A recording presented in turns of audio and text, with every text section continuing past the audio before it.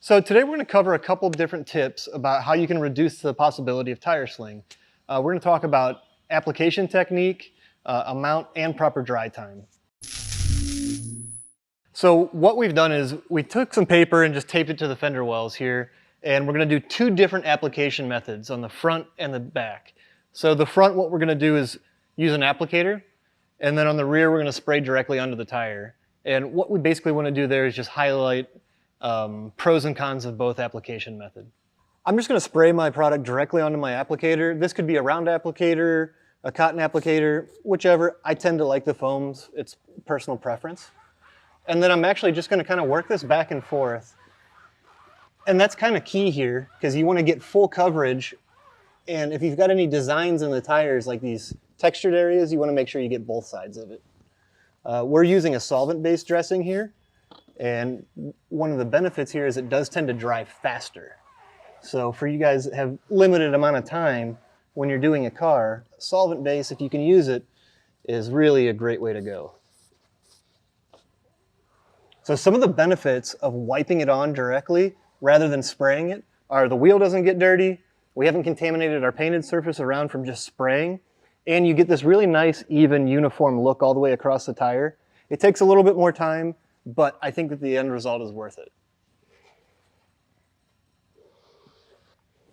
Okay, we're going to move to the back now. So back here, this is typically what you're going to see a lot more in the field when you're at a high volume dealership, somewhere where they don't have a lot of time, but they got to get the job done.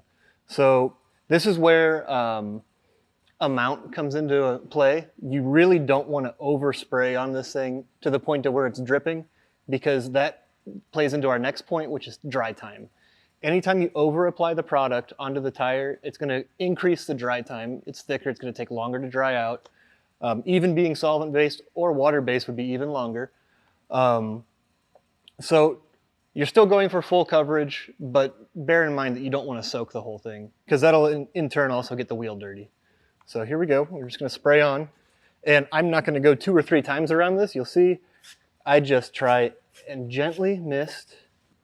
Okay, so you can see by spraying it on, it's fast and it's easy, but this illustrates my point already. Look, we've already got silicone, or we've already got tire dressing on our cladding here, and we haven't even moved the car yet. You can also see it all around the wheel. So it is going to definitely create more of a mess this way. But the whole point to us putting this on here is we are going to take the car out now. We're going to do a quick lap around, and then we're going to come back in, and what we want to highlight is the difference between the application methods. So you can see wiped on, we've already got a cleaner wheel and tire to start with.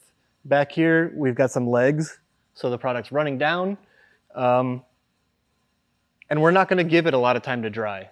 This is going to be kind of a simulation to see what it would be like in real life, you know, if you were in a shop, or if you're at a dealership and it was a quick spot delivery or something along those lines. So we're going to take the car out now. When we get back, we'll show you the end results. So we've got the car back in the garage now, and as you can see, the application method, the amount, and the dry time definitely make a difference. If you look front to back, we've got a very big difference. There's almost nothing here. I don't think we actually got any sling on the front. And on the rear, you can see the legs on the tire. It's starting to stretch out. You can see it's starting to run all over the inside of the tire well. I understand it's exaggerated, and that was an awful lot on there, but for the visual, we really just wanted to nail the point home that, you know, with proper application technique, right amount of product and appropriate dry time, it's really going to change the end-all result. You know, you can see that when we had to go fast, it still looks good and it's shiny, but we've got a lot more sling. So I've got to clean it up when I'm done driving. So there's definitely more to do there, and it's going to take more time now. Whereas here we took a little bit more time in the beginning, but we're done. There's no more work to be done, and I think it's got a better overall uniform look. So if you can apply these 3 tech tips, you know, to your application method, I think you'll end up with a better end-all result. So I hope all those tips were helpful, and if you have any questions, by all means, please reach out to us. And as always, please like and subscribe.